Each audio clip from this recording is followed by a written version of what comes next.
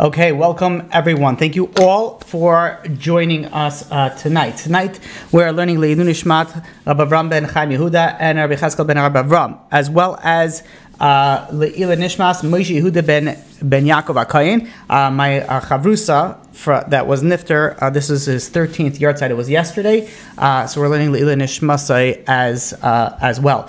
Okay, so let's just jump right into it. A lot to get through tonight.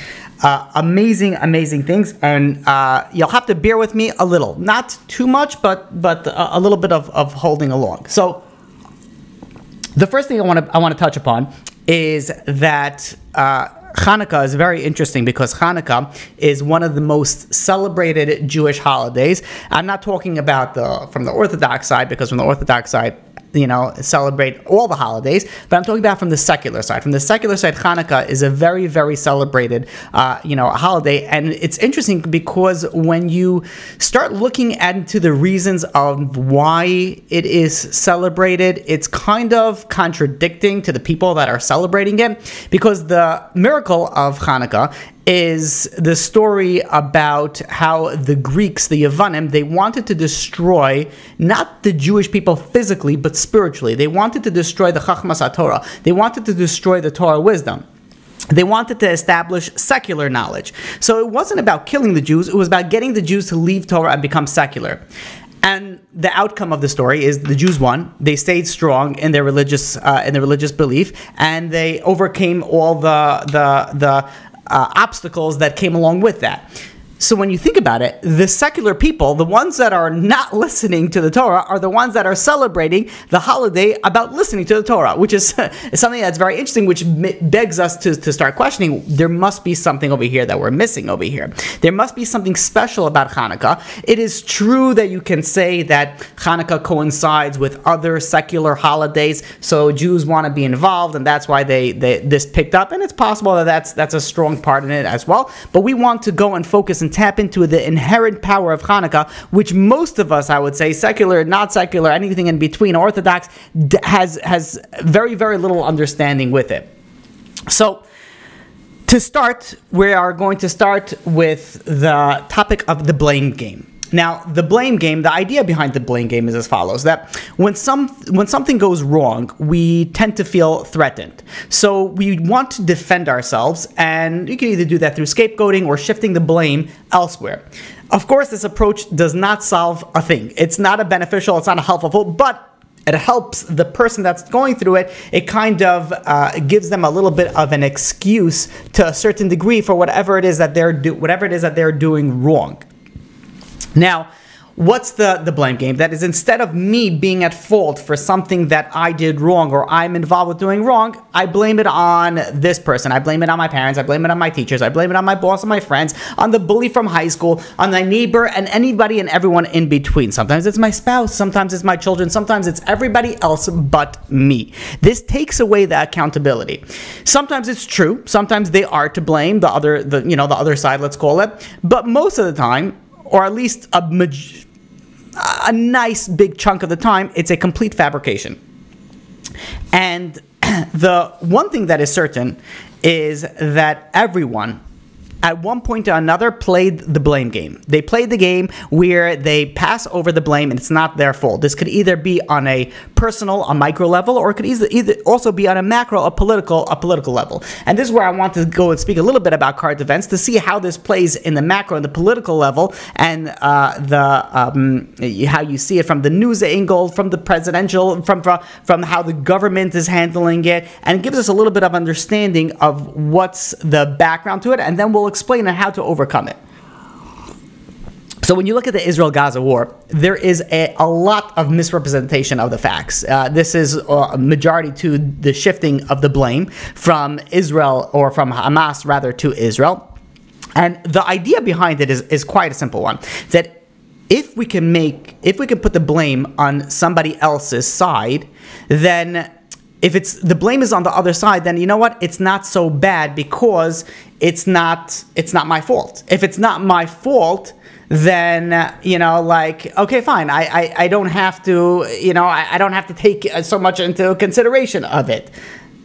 So the idea, when one goes and says that the other side is the blame, then the person who is, I'm using air quotes, is the victim, who's not their fault. Whatever they're doing is really not so bad. And this is what's going on. There's a shifting of the blame that's been going on since the beginning of this war, where Israel is the one that the world, or I shouldn't say the world because it's not really the whole world, but there's a nice chunk of it. They're making a lot of noise where they're putting the blame on Israel as opposed to Hamas, as opposed to the Palestinians. It started off by using specific language like militant as opposed to terrorists, or occupiers as opposed to Israel. Things, the little subtle languages that puts the blame where it ought not to be. And the idea behind it, again, is very simple, is that you make the bad guy, whoever you make the bad guy, then the other person is not really so bad. And they do this from all angles. I'm going to try to cover all the angles. So they started off with the Palestinians are not doing well off financially. Israel is well off financially. Palestinians live in poverty. So what do the Palestinian leaders tell them? Says, oh, you know who needs to blame for this? Israel needs to blame for this. Israel is the one that needs to blame with this. The world, unfortunately, the left liberal world, when they see someone successful, they see someone in a hierarchy that, oh, they must be wrong because they're successful. We have to go for the underdog. We have to go to the people that are oppressed or as a peer oppressed or don't have as much. And this is like a mentality that you automatically go to a certain mindset. So the Palestinians are not successful. The Israel is successful. Must be Israel is wrong and Palestinian is right. Oh, but if you just look a little bit into it, you can realize and you can see, why do the Palestinians not have any money? Why do the Palestinians live in poverty? It's very simple, and it's proven time and time again because the Palestinian leaders, there's tons of money going into the West Bank and going into the Gaza Strip, billions and billions of dollars. But what do the people do with it? The Palestinian leaders, they take it and they use it for terrorism, or they take it and they pay terrorists off to I don't know, for the killing fee, where the more you kill Jews, the more money you're going to get from the government, which, by the way, is sponsored to some extent by the American government. So what happens is America gives money to the Palestinian Authority. Palestinian Authority goes and gives it to the terrorists, and then the cycle continues. And then the people are wondering, why do we not have a successful economy over here? Because the only focus that they're doing with everything that they're getting is that they're using it for weapons. We're using it for destruction for the other side. While Israel uses the money for growth, for economic growth, besides the fact that a lot of the Palestinian leaders, they pocket their own money as well. It's a very corrupt environment. But nonetheless, they take everything. They even take the infrastructure. We know that Hamas has been taking the pipes that were used for waters. They were using it for missiles. This is why in Gaza there's no water, not because they didn't have the infrastructure. It was there. They just took it out and used it for terrorist activities. So the world is kind of putting the blame on, it must be the blame is on Israel. And you see this in like news reports where with the hostage exchange, for a second I was shocked, and I was like, okay, what do you expect from the dumb liberal world? I don't know how much you could expect from them, but a Sky News reporter was speaking to a government spokesperson by the name of Ilan Levy.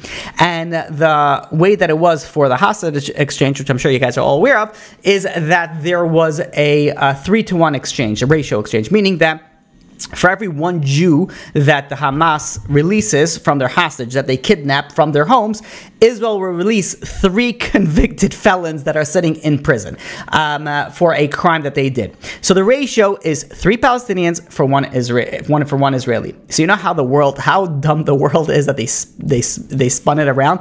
Is that they were like, oh, wait a minute, why is it that Israel is giving 3 Palestinians for only 1 Israeli? Must be that they value Israelis more than the Palestinian. And the spokesperson, Ilan Levy, he was like, you could see his eyes like widen. He's like, are you kidding me? Are you really asking me that question? Of course we would not want to give 3 prisoners. This is not terrorists. These are not hostages. These are terrorists that are sitting in prison. We don't want to give them out. These are dangerous people. We're only doing it because we don't have any other choice. This is the only way that we would be able to make this negotiation. So they had to give it a 3-to-1 ratio, not because they want to do, not because they value the Palestinians' life less, but rather because they care more. Israel cares more about their citizens than the Palestinians care about their own citizens. That's as simple as that.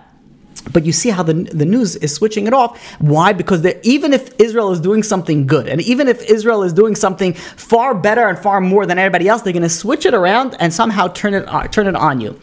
the New York Times put on the article, one of the headlines of the article with the hostage release was 24 hostages were freed. And this is, by the way, regards to the Palestinians. You know what they call the Palestinians? The prisoners, the felons, the ones that are convicted of crimes. They call them hostages. It's almost as if, Israel is releasing hostages and Palestinians are releasing hostages. The way that they compare, it's unbelievable, because one of them were kidnapped from their home. Another one was convicted. It's like if somebody would go and be released from prison, the headlines would say, hostage is released from American prison. If someone is convicted in prison and sitting at their sentence, they're not a hostage, they're a convicted felon. And when they're released, they finish their term that they need to be released. But the terminology that it gets used is trying to shift the blame, or at least equate the blame to a certain level. It's, when you compare a 2-year-old hostage to a 17-year-old young man who tried to kill Jews, it's barbaric, it's disgusting, and it's definitely not helping the situation. But in their mindset, they're trying to equate. They're playing the blame game. They're trying to put the blame on Israel. They're trying to take the blame off Hamas for reasons that is very, very hard to understand, because it doesn't make any sense why somebody would want to side with somebody who is a murderer, with an organization that all they care about is murdering and genocide of the Jewish race. So when, just to tell you this, go on a little bit more, and I don't want to get too much off topic on this. There was an Irish citizen by the name of Emily Hand, a 9-year-old girl. Well, she was 8, she turned 9 in captivity. When she was released, she was one of the hostages released, the Prime Minister of Ireland, now this is not a news organization, this is a Prime Minister of Ireland, and I'm quoting, this is what they said: "An innocent child who was lost has now have been found and returned." And there was a lot of kickback from this. It went lost. This child was kidnapped from their home. It's a child. They weren't lost. They were kidnapped. But why would the Prime Minister of Ireland write lost and then found, which is a complete lie, which has nothing to do with the truth, the furthest from the truth, because it's shifting the blame. If the Prime Minister would say, there was a child that was kidnapped and now they were returned, it looks very bad for the kidnapper. You're a kidnapper. No, there's no one that looks good as a kidnapper. So what they did is that they made it look like it's like, it was a lost child and then it was found. And now Hamas is playing this game as well. And you can see that when they release the hostages, they're telling the hostages smile and wave. Later we found out that they were drugged and they were forced to wave. They were forced to smile because there was video recordings that Hamas said, if you don't wave, if you don't smile, I'm going to kill you. So there was an incentive for them to do that. But Hamas is trying to play the game. No, we're we're good people. We don't care. We would never hurt a child, right? Of course they would never hold a child.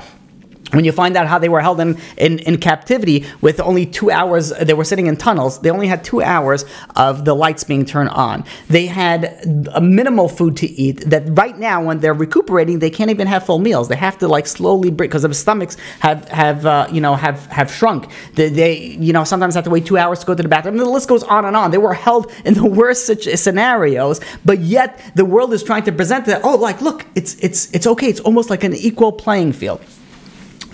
The ABC News, when the ceasefire agreement came to being, but it didn't start yet, Israel and Hamas were still fighting because it didn't start yet. So the ABC News headline before the ceasefire wrote, let me quote this: "Despite reaching an agreement with Hamas on temporary ceasefire in exchange for the release of hostages, the Israeli military continues to bombard the Gaza Strip." You see how they switch it around? They switch it around to say, the ceasefire never started yet. The war is still on. There's no ceasefire. Why would Israel stop? Hamas didn't stop. And it by the way, it continues one after another. New York Times, as when the ceasefire expired, Hamas started off by sending a rocket into Israel. Israel didn't initiate the end of the ceasefire. Hamas did. And then Israel retaliated. Guess what? New York Times puts it out.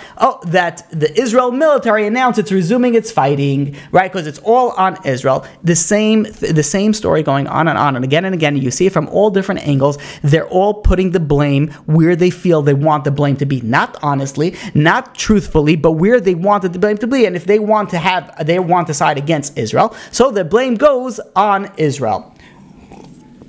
And the problem gets even further, where you have people that they're like, oh, but all the innocent Palestinians, there's so many innocent Palestinians, they're good people. And I'll say right at the front, I'm sure there are some good Palestinians, but let us not forget that the Palestinian elected Hamas. Not only that, in the attack on October 7th, there was 3 waves. The first one was by the Hamas commanders. The second were by the simple soldiers, and the third were by the civilians. They're the ones who did very, very barbaric. These are Palestinian civilians that participated in this. And if you think, okay, that's only a small faction of the whole Palestinian population. Well, hold on a second. There was a poll done. I believe there was the only poll that was done. It was done in the West Bank and in the Gaza Strip. 75% of the population approved of what Hamas did to Israel. The murder and the blank, other things that they did to Israel. Hamas, the Palestinians approve it. So let me ask you again, where is the good Palestinians? And again, I'm sure there are some there. There are 13% of the Palestinians that opposed this whole thing. So there is some good, there.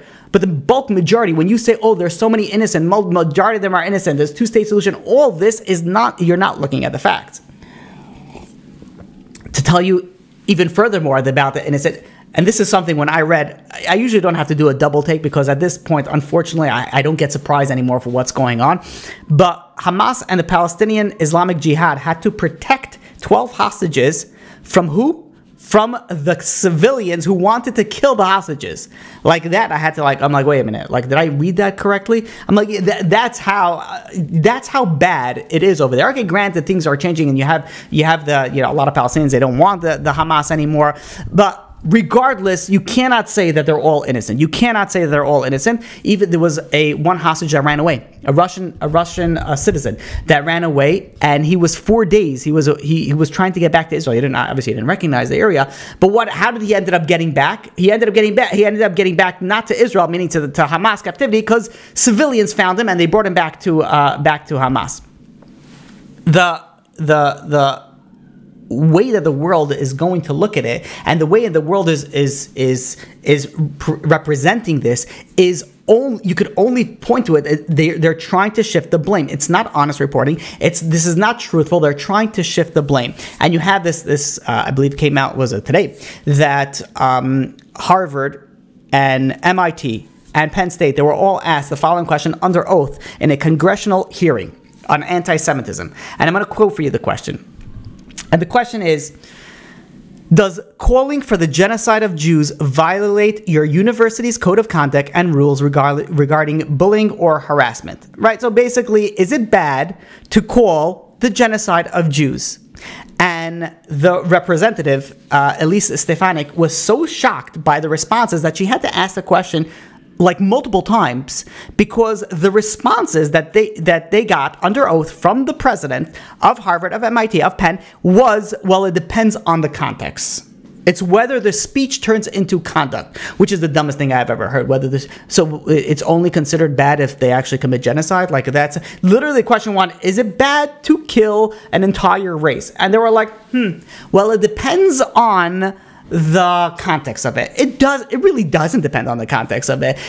If the question would be asked, if somebody would start screaming for the genocide of all Chinese, of all Mexican, of all black people, would you say, well, it depends on the context? Are you kidding me? They would be suspended, expelled, and they would have their name blotted out for who knows what they would have.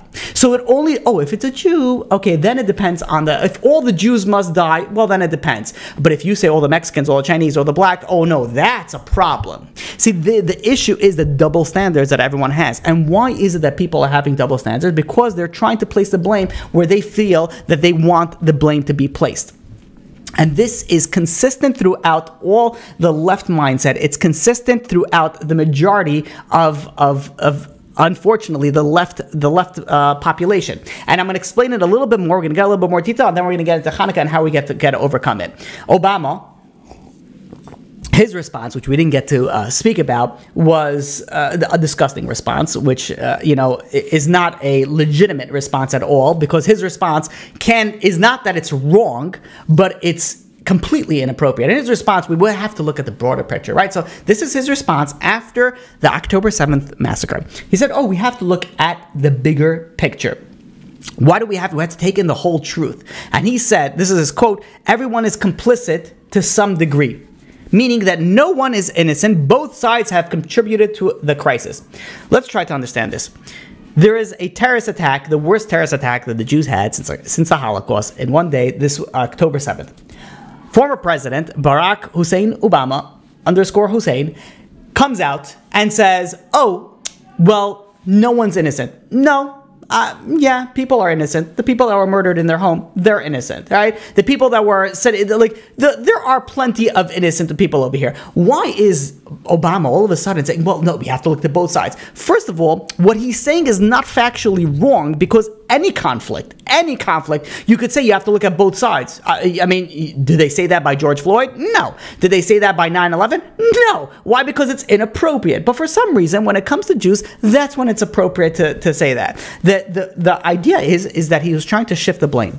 He's shifting the blame for Hamas to both sides. So when Hamas fires a missile, it's war. When Israel fights back, that's a war crime. The double standard continues.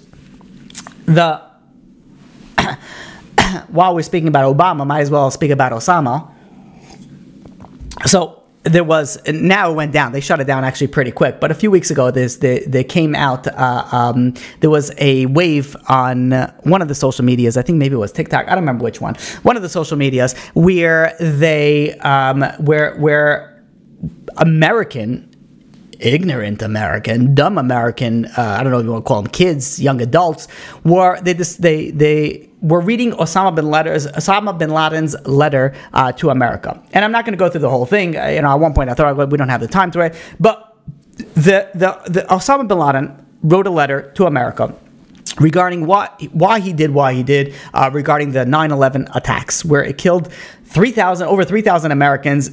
And many of the firefighters, the police force, the ambulance volunteers, and the people that read it, they videoed themselves. For some reason, they were not embarrassed to say this. They videoed themselves and they were like, oh wow, maybe Osama was actually right. I'm having a crisis. Osama bin Laden was probably right.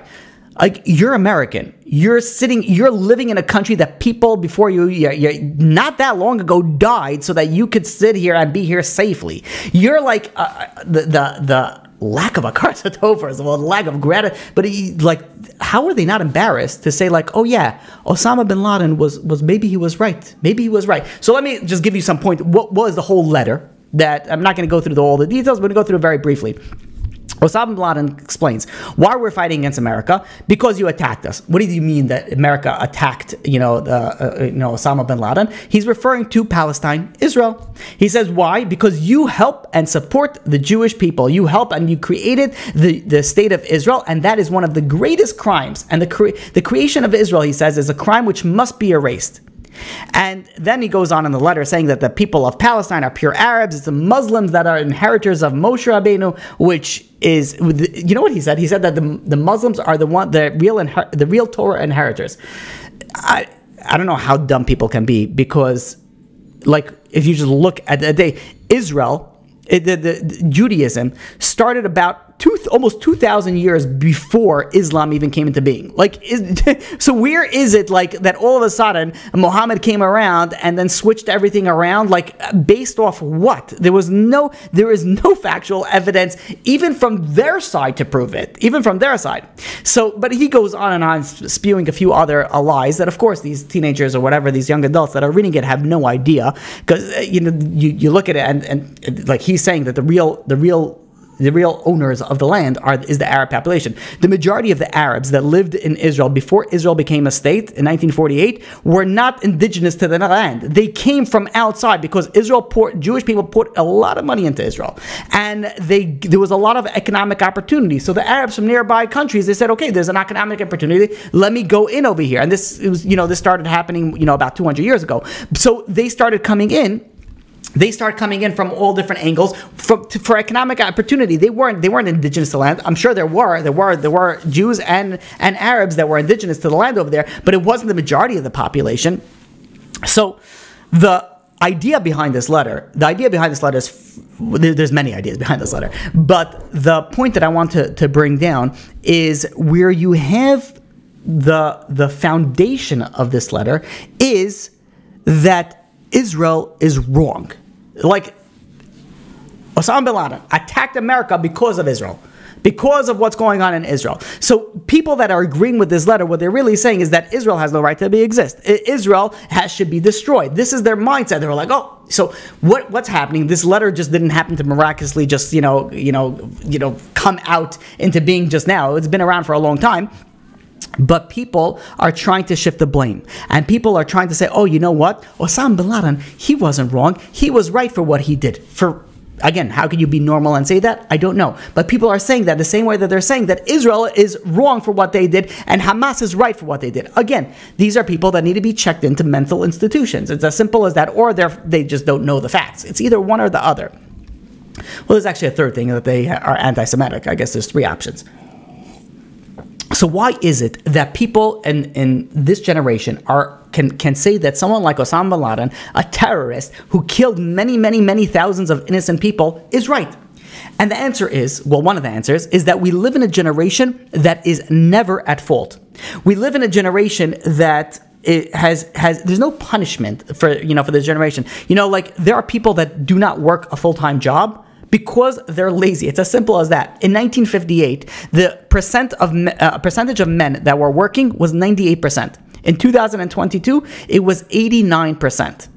That was in the workforce. That's not even including the 7 million people that are not working and they're not on unemployment. They just don't want to work. They just don't want to work. They're not even on unemployment. Why? Because we're in a generation that we're just lazy, and we're producing such a weak generation. It's so sad. It's really so sad. One of the things that actually did shock me was one person was late. Why were they late? Their response was they were late because of time. That's why they were late, and they cannot be held responsible. It's not my fault. It's time that made me late. I can't be held responsible for that. And for a second, it's shocking. But then you remember, wait a minute, this person could be a man one day and a woman another day, and then they could switch whenever they want. So, why can't they just decide and check off the boxes? No, I don't subscribe to time. This thing 9 to 5. No, I come when I want and I leave when I want. We're literally producing the weakest generation, a generation that can never be at fault. This is a generation that plays the blame game consistently. You know why I can't succeed? It's because of my teachers. It's because of my system. It's because of the government. It's because of this. It's because of the taxes. They don't stop passing the blame to somebody else because they can't take the blame to themselves. And unfortunately, this is not only for the secular, liberal world. It goes into the religious world as well. There are many people that unfortunately claim, and they're wrongly taught, this is not factually correct, that people lost their emunah, they left religion because of the Holocaust. And the answer is it's not. It's not historically correct. The masses did not lose their faith during the Holocaust. If you look at historically, before the Holocaust, there was a lot of Jews that were not following the Torah and the mitzvahs. They were not following the things that they were supposed to do, and they continued to not follow them afterwards. Oh, but they said, okay, you know why? I don't do this now because of what happened in the Holocaust. They weren't doing it beforehand. The majority of them were not doing it beforehand. And the sad thing is now you have people in nowadays that they're claiming they're not religious because of the Holocaust. You have no connection to the Holocaust. Maybe your grandfather died so that you could be a Jew, and now you're throwing it off. But other than that, you have no connection. So you're like not. No, of course you're not being secular now because of the Holocaust. Rather, you're using it as an excuse. You're playing the blame game. The blame game goes in all angles, from the micro level to a personal level to a macro level to the entire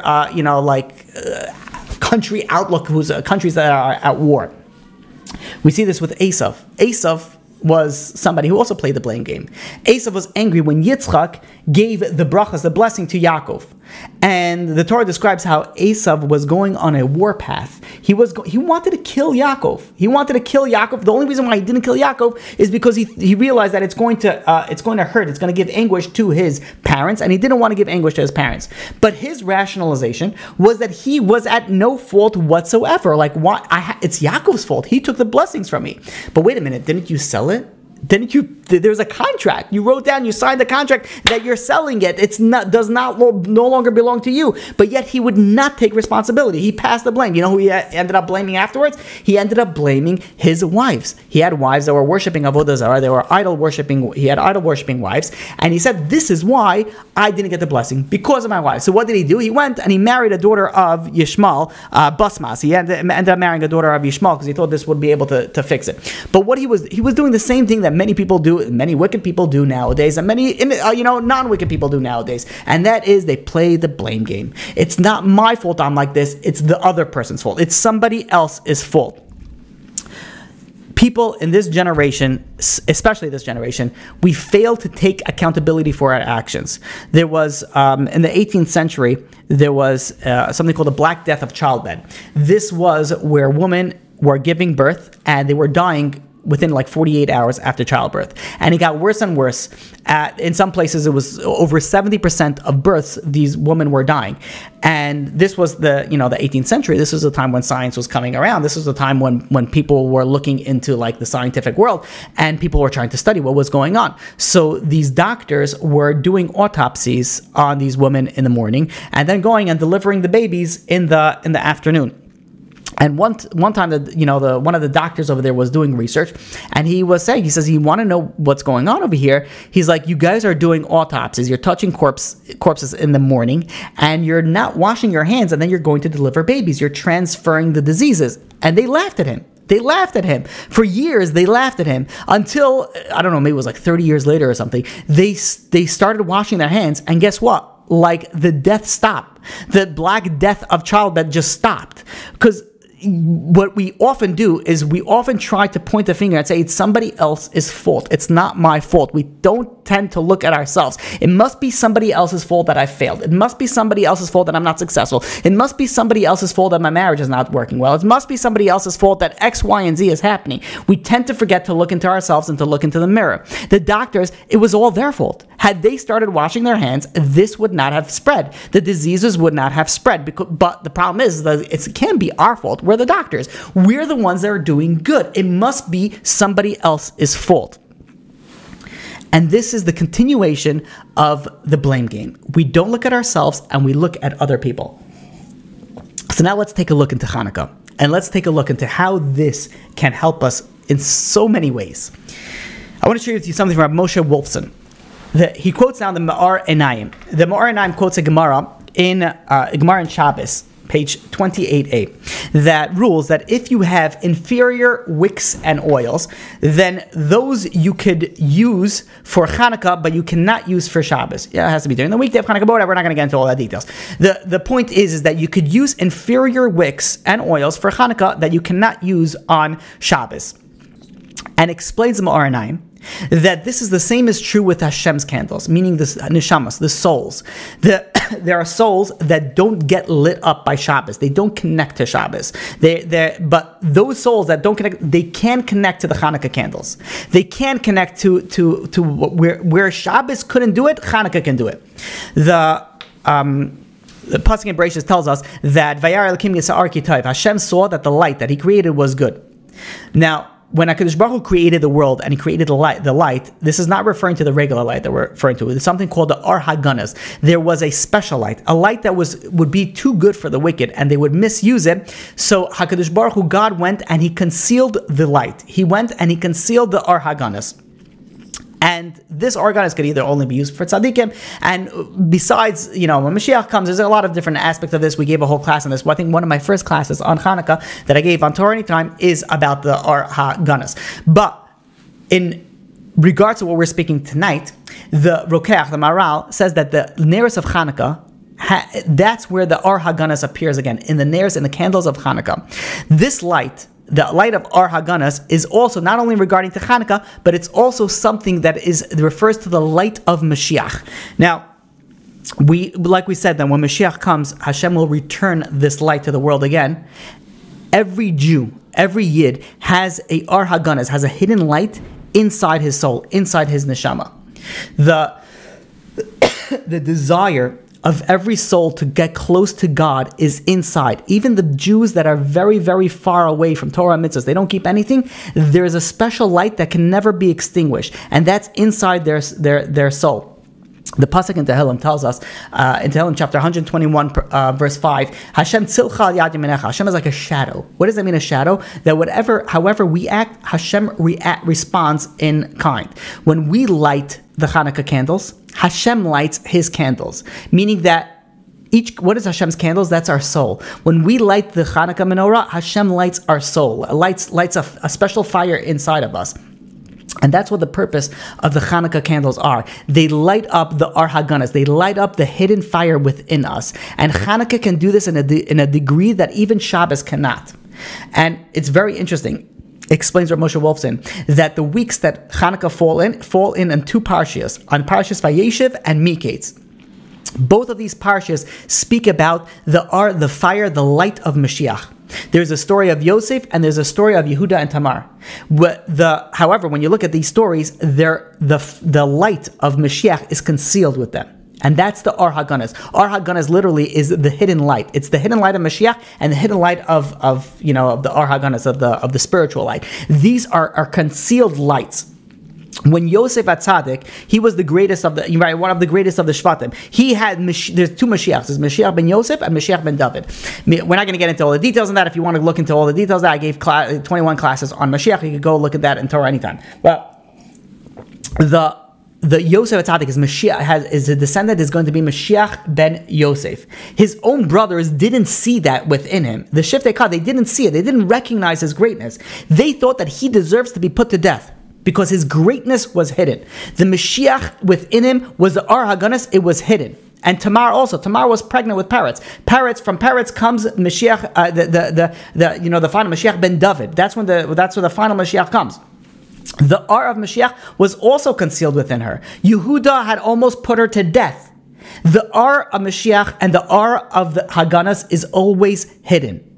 But it doesn't always stay hidden.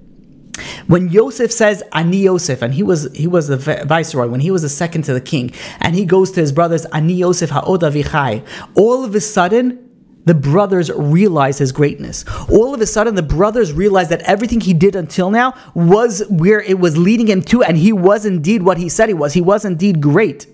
When Tamar sent Yehuda the staff, Yehuda realized that she was righteous. The lights of Mashiach were revealed. These are the parshas that we read during these times, during these weeks, the weeks of Chanukah, the weeks of the parshas of Vayeshev and Miketz. These are the weeks that speak about Mashiach. In these parshas, Mashiach, it's not in the open. It's hidden. It's hidden just like it's hidden in our generation. Their lights, however, were eventually revealed. And this is the purpose of Chanukah.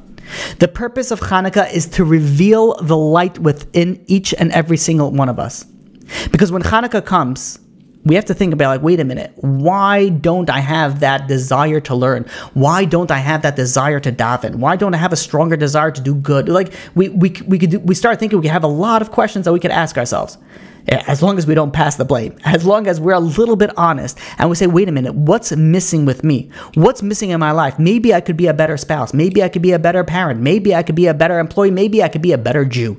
And if we ask that question, we have there's a little light inside each and every single one of us that has the power to light up, and that's the power of Chanukah. That has the time to bring out the hidden qualities in each and every single one of us. It had the power during the times of Yosef and during the times of Yehuda and Tamar, when Mashiach ben Yosef, Mashiach ben David, the lights were eventually revealed. More for that in a second, but let's take it a little bit step further. There's something very unique about the candles of Chanukah. We know that the Shekhinah never descends lower than 10 Tfachim. The Gemara in Sukkah, page 5a, tells us that the Shekhinah and Har Sinai never went below 10 tefachim. In the Aron HaKodesh is also not where didn't go below 10 tefachim. The Shechina in general does not come below 10 tefachim with one exception, and that is on Chanukah. On Chanukah, it's preferable to put the Neiros Chanukah below 10 tefachim. Why? Why is it if everything that we do is above 10 tefachim, then Chanukah we have to do something below 10 tefachim? And the answer is because Chanukah is different. Chanukah, Hashem comes down to even those people, even those souls that are not lit, even those souls that have no connection to Shabbos, even those souls that have no connection. This is the time that they have the ability to shine. And sometimes a Jew could feel so low. He feels he has no contact with the Shekhinah. He feels he has no contact with God. He has the ability to elevate himself or herself during this time of Chanukah. Because you don't have to elevate yourself. Hashem comes down to you. Hashem comes down below 10 tefachim. And this is one of the reasons why everybody knows about Chanukah. It's not because it coincides with a secular holiday. It's because it has the ability to light a fire inside every single Jew. Not everybody capitalizes on it, but Chanukah has the power to light up every single Jewish soul. It has that ability, even the most secular. And this is something very interesting. In Chanukah, we always add a light. We go from one candle, then we light 2 candles, then we light 3 candles, and 4 candles, and so on and so forth. We're always adding, and that is the goal of Chanukah. You start off on Chanukah on day 1 with who you are, and then you add a little bit. And you add a little bit, and HaKadosh Baruch Hu takes it to a whole nother level. And we keep on adding. And this light is what the Greeks wanted to extinguish. They wanted to remove this. They wanted to remove the spirituality. They wanted to remove the spiritual thought process. They wanted to have a free life, just fully secular. But there was one pach shemen. There was one jug of oil that they missed. This jug of oil is inside every single Jew. There is a light inside every single Jew that can never be extinguished. It can never be defiled. No matter what the Greeks attempt to do, no matter what Hamas attempts to do, no matter what the world attempts to do, there is a light, there's a fire inside every single Jew that can never be extinguished. And if we search inside our heart, we'll be able to see, we'll be able to tap into that, and all we need to do is add a little bit of fuel to that fire. And this is the power of Chanukah, that we're able to light a fire where a fire was never been able to light before. The Gemara in Makos, page 10b, tells us, in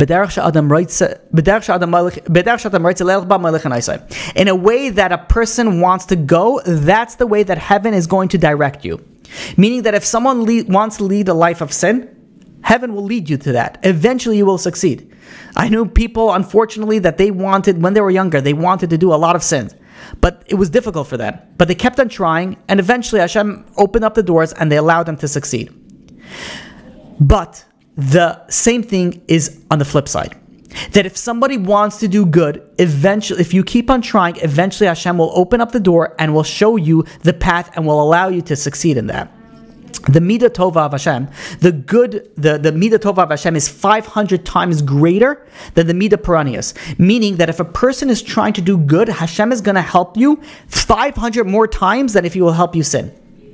And this is what the pasuk in Shir Hashir, the Medrash and Shir Hashir Rabbah tells us, that the Hashem says, Pischuli Pesach kechutei shel machat. Hashem says, open for me a tiny, tiny hole, the size of the hole of a needle. Just give me a little bit of spirituality. Just give me that little bit of spirituality. The size of the needle is so small. And how does the Medrash continue? Vani poiseach lechem pesachim sheyiyu agalais ukaranias nechnases by. I am going to open that little hole that you're going to have. It will be so big that wagons and chariots can enter through it. Meaning that all we need to do is open up a little hole, and HaKadosh Baruch Hu is going to take it and expand it, that it's going to, chariots can enter it, trucks can enter it. When the Jewish people wanted to do good with the menorah, we see this in Chanukah story. They didn't need to find the pach shemen. They didn't need it. They could have lit with defiled oil. They didn't need to go and search and find oil that was sealed by the Kohen Gadol. They didn't need it.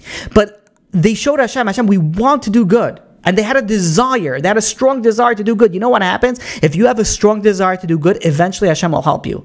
And they had a strong desire to do good, and Hashem helped them and found them and gave them a flask of oil that lasted for the full time that it needed to last, the 8 nights. But the flip side goes also, that if someone slacks off, you lose the ability to accomplish. If someone falls off the wagon, they are going to lose their ability to accomplish. But when someone tries their best and they keep on trying, they're going to see miracles beyond their expectations. That's what happened on Chanukah. Chanukah, we became lax in our the way that we observe the Torah and the mitzvahs. We became Hellenized, became more like Greeks. We became more in the secular world. Unfortunately, something that we can say nowadays. We became more like the secular world. And we started, we're still religious, we're still davening, but we're doing things out of habit. We're doing things not because we want it, just we're doing it. So we slacked off, so Hashem took it away from us. He says, oh, you're not interested? I'll take it away. But then when we showed Hashem that, no, we were willing to sacrifice for you, Hashem. We were willing to do everything just so that Hashem says, oh, you're coming back to me. Okay, you opened me a small hole. I'm going to take it the whole way. I'm going to make you a miracle that you're going to have the candles are going to lit for 8 days. It's going to stay, the oil is going to stay lit for 8 days. This is the power of Chanukah. The power of Chanukah is that we have the ability to accomplish so much. We have the ability, there's a spark inside each and every single one of us. And if we tap into that, we could be able to accomplish so much. But how do you tap into that? You have to have that desire to do good. You have to have that desire to do good. If you're putting the blame on somebody else, if you're passing the blame on somebody else, then you have no desire to change. One of the reasons that people pass the blame is because it's not my fault. And if you think it's not your fault, then why would I change? Esav, his name is come from Asui. Asui means he's complete, he's finished, he's a complete product. A complete product doesn't need fixing. A complete product has no need for fixing. That's why Esav, it was never his fault. It was always somebody else's fault. It was Yitzchak's fault. It was his wife's fault. It had to be somebody else's fault. Someone like that will not see the light of Chanukah. But somebody who goes and says, okay, you know what, maybe I need to change something, maybe I have to stop passing the blame to somebody else, maybe I have to do something, then you would have the ability to go and see miracles. And one of the ways that we have to be able to get to that is when Yaakov told Yosef HaTzadik, he said, go check on your brothers. Go check on them and see how they're doing. They went with the sheep. Go check and bring back a report. So Yosef said, fine. He went out. And there was a man, the pasuk says a man found him and he was wandering. The Kotzker Rebbe quotes the Medrash Tanchuma, which says that, who was this man? This man was none other than the Malach Gabriel, angel Gabriel. He was, he was wandering in the field and Hashem sent an angel to go and give directions to Yaakov. And what was the directions? What was the story? Yaakov was wandering in the field. He meets a man. He's like, the man goes and asks him, Matavakish, what are you searching? He says, I'm looking for my brothers. That was the gist of the conversation. So what is the Medrash explaining over here? It says this is not just something that happened to Yosef. This is something that happens to every single person. What does it mean that Yosef was wandering in the field? We wander through our life. Many people are lost. They have no idea what to do with their life, right? We're switching back and forth. We don't know whether it's with employment opportunity, with marriage, with children. We're constantly wandering. We're constantly lost. The angel told Yosef, says, you want to know what the secret is? Matavakish. What are you searching for? And the angel was telling Yosef, because you want to know how to succeed in life? He says, you're in for a journey. Obviously, he didn't tell him this, but Yosef was in for a journey. Yosef was going to be on one of the greatest journeys ever in history, personally, for his personal, a personal historical journey. He gets thrown into a pit by his own brothers. He gets taken down to Egypt. He gets sold into slavery. He gets falsely accused. He gets thrown in a dungeon. He then ends up becoming a viceroy in Egypt. I mean, this is a story the ups and downs, the extremes. The angel is telling Yosef, in your lifetime, you're going to reach the greatest heights, but you're also going to reach the greatest depths. You want to know what would be your key to success? Is you have to remember one thing, and that is Matavakesh. What are you searching for? If you know what you're looking for in life, if you have a goal, if you have a focus, then nothing can throw you off. Nothing. You could be from the highest to the lowest, but nothing will throw you off. If anybody had a chance to say it's not my fault, it was Yosef. He says, my fault? How is it my fault? He was, his mother passed away when he was young. His father sent him to his brothers when his brothers obviously didn't like him. His own brothers threw him into a pit. His own brothers sold him. The amount of fingers that he could point to who is the blame, it could be to everybody but himself, and he's factually correct. But Yosef didn't do that. He didn't point any fingers. Why? Because he had one key focus. Matavakish. What is your focus in life? Yeah, pointing the blame to somebody else is not going to help your situation. Playing the blame game doesn't help you.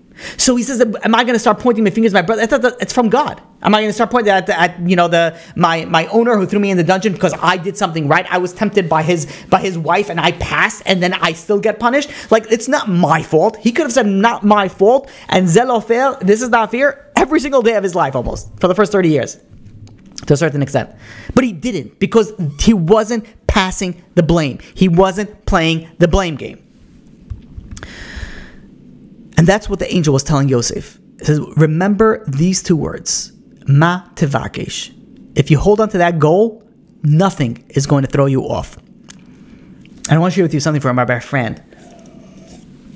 When Yaakov goes to, we're all over, by the way, with the Parshas, and like we're holidays and Parshas, we're all over. But anyways, important lessons. When Yaakov met Esav, and you know what Yaakov tells Esav? In Lavan Garti, I lived with Lavan, and Rashi tells us, I kept the 613 commandments. Meaning that Yaakov is telling, meets Esav. Esav wants to kill him. Doesn't have. And Yaakov, what's the introduction? Oh, by the way, I was living with Lavan, but I kept the 613 commandments. And the question that you have to ask, like, what? Why does Esav care? Like, are you kidding me? Like, if you want to go and impress somebody, then you have to talk to them by a language that they understand. If you want to impress somebody who is wealthy, speak to them how much money you made. If you want to impress someone who's strong, speak to them how much weight you could lift. If you want to, impress somebody who is a wicked person, you don't tell them, oh, by the way, I kept all the mitzvahs. You tell them, oh, I was able to cheat and swindle and do X, Y, and Z. But Yaakov didn't do that. Yaakov was telling him, oh, by the way, I kept the 613 commandments. Why does Esav care about that? Esav does not, that's not impressing Esav. Esav doesn't care about spirituality. It's not something that would impress him. So why did Yaakov do that? So explains the Darish Mordechai Druk. He explains that Yaakov had an agenda. And the agenda was that Esav, his mindset was, Yaakov doesn't deserve the blessing. Yaakov is a Rasha. He's a wicked person. Yaakov doesn't deserve the blessing any more than me. In fact, I deserve it more than him. Oh, but you could say, but Yaakov was sitting and learning nonstop in the base medrash for many, many years. So Esav will respond, yeah, what's the difference? But, he was faking. I also asked my father, how do I give meiser? How do I tithe the salt? How do I give meiser on straw? I ask also questions that, I could also play the game. I could also fake. Meaning that Esav was thinking like himself. Meaning, I could pretend to be righteous, so Yaakov could pretend to be righteous. So what is the idea over here that Yaakov was trying to present to Esav is that you could be a faker, but I'm not a faker. For you, it could be a facade, but for me, it's not a facade. This is who I am. This is who I lived with Lavan, and I still kept the Torah mitzvahs. And Rav Juk gives an example. He says that when he used to give a shir for about 30 years, he gave a shir in a certain area, a certain shul. And one day he happened to be late running to the shir. And as he was running to the shir, to give the shir, there was a shamish of a nearby shul that calls him out, and they're looking for a 10th person for mincha. And the rabbi says, I'm sorry, I give a shir over here for many, many years, and I'm already late, and I can't, there are people waiting for me, I can't stop and daven mincha now. So the shamish responded, oh, what would you do for $1? And the guy, the Rav is responding and says, what? What do you mean? He says, oh yeah, you're making money in this year, and that's why you're doing that. The Shamash says, do me a favor, don't make money, and come help us with a minyan. So the rabbi responded, he says, I'm teaching here for 30 years, I never took a dime from them. And the rabbi went on to explain, why did this Shamash think that I was taking money? What made him even, I didn't tell him that. Where did he get that assumption? And the answer is because in his mind, he doesn't do anything unless he's getting money for it, unless he's getting something out from it. So if I wouldn't do it for money, that must be you also must not do it for money. Meaning the way that I see myself is the way that I see you. And there's a famous saying. The famous saying is, what Peter says about Paul says more about Peter than it does about Paul. Meaning that when you talk about somebody else, it says more about you than it says about that other person. When this shamish, when this person from the shul was speaking, it said more about him than about the rabbi. And that was exactly what was going on with Yaakov and Esav. Yaakov came to an understanding that Esav thinks that he's a faker just like him. Why? Because Esav sees the world the way that Esav sees the world. Esav is a faker. That must be that everybody else is also a faker. So if so, this is why Yaakov responded, I kept the 613 mitzvahs when I lived with Lavan. because I was living with Lavan. I didn't need to. If I was fit, nobody was impressed by it. Not Lavan, not his neighbors. No, I gained nothing by it. But you want to know why I kept the 613 commandments? Because I'm not a faker. This is who I am. This is who I am. I am a religion. I kept the 613 commandments because that's who he was. That's who he represented. Now when we go back to try to wrap everything together, and we'll close it off. So you want to know why the world is playing the blame game? Because deep down, that's how they feel. They pass the blame around just like themselves are never at fault for any issues. They're never at fault. So the Palestinians, Hamas, the terrorists, they're not that bad either because I'm never bad. And so it must be that somebody else, but they did the worst things. Okay, fine, I also do worse things, but I'm not bad because we play the blame game. We switch the blame game. The people that are passing the blame and saying they're really not bad, because that's the way that they see themselves. Either they're bad and they don't want to be perceived as bad, so they say, oh, they're also not bad, or they cannot come to the realization and accept blame about themselves. So this way, for other people, they also pass the blame. No matter what you did, it must not be your fault. Just like the world, it's a very simple concept. The way it's sort of like the reflection that we give out so says more about us. So the people, when they present certain information, says a lot about them. And these are people, and we know the left liberal, they can't take blame. There's no accountability, unfortunately. And if there's no accountability, so then there's no accountability for other people as well. Oh, but you want to say that there's accountability for Israel? Okay, it's fine. Selective accountability, right? Because depending on who do I want to blame? And that's the way that the world works, unfortunately. But it's not just the world at large. All this point of me bringing all the current events is just to bring you the point from the macro level to the micro level. It happens to each and every single one of us. We all play the blame game. We all play the game that, oh, you want to know why I'm not this? I can't. If I was raised in the house of the Gadol Adar, I would be different. If I was raised in a religious home, I would be different. If I was raised in a non-abuse, I would be different. And the answer might be, you might be correct in it, but you're not gaining anything by passing the blame to somebody else. You are where you are because that's where you're supposed to be. Now the question is, how are you going to move on with that? If you pass the blame to somebody else, if you play the blame game, you will never move on. You'll be like Esav. Asui, I'm done. I can't. It's not my fault. It's somebody else. You know, like you want to be successful like Yosef. You have to realize I don't point any fingers. I look internally and I look at what I could do. What could I improve?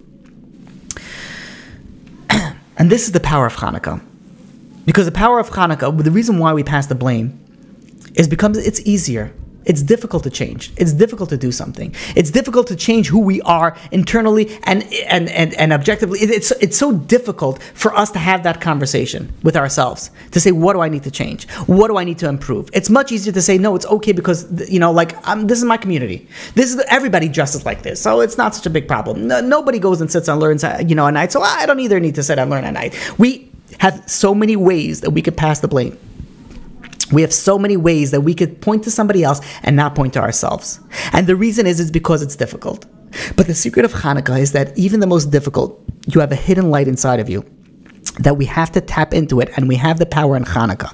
And the Chanukah, you have the power to double down on it, and you'll have the power to realize, to actualize whatever it is that you are passing anybody else that you thought that you could never succeed. Now is when you have the time to succeed. During Chanukah, there is a fire inside each and every single one of us that if we open up just a little tiny hole like a needle, Hakadosh Baruch Hu is going to open it up. He's going to blow it up. He's going to blow it up.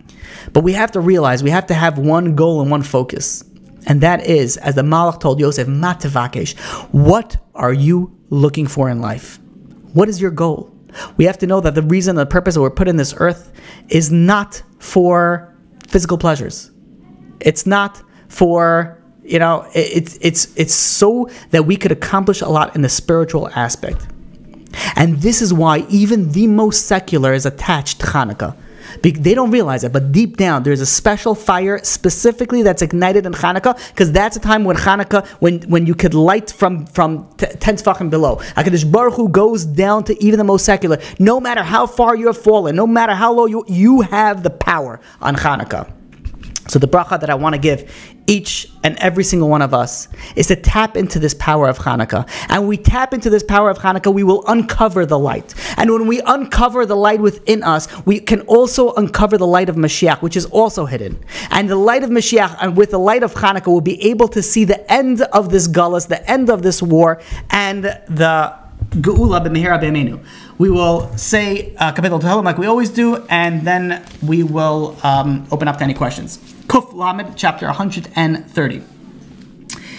Shir Amalois Mima Makim Korasicha Adonai Adonai Shema Bekoili Tieno Aznecha Kashuv Vais Kol Tachanunai Im Avonis Tishmor Ya Adonai Mi Amoid Ki Imcha Aslicha Leman Tivarei Ki Visi Adonai Kif So Nafshi Velidvarai Eichalti Nafshi Ladonai Mishamim Labayker Shaimim Labayker Yachel Yisrael El Adonai Ki Im Adonai Yachesed Ve'arbei Moifedus Vehu Yiftes Yisrael Mikol Avonesav Achenu Kol Beis Yisrael Hanesunim Batzara Uvashivya Ha'imdim Ben Bayam Uvein Bayabasha Hamakam Yerachim Aleihem V'yotzia Mitzara L'Revacha Umafela Le'Oira Umishibad Le'Geula Hashta Bagala Bizman Kariv V'Neimar Amen. All right, looks like there's no questions. I'd like to thank everybody for joining. Until next time, have an amazing, successful, uplifting, and igniting Chanukah.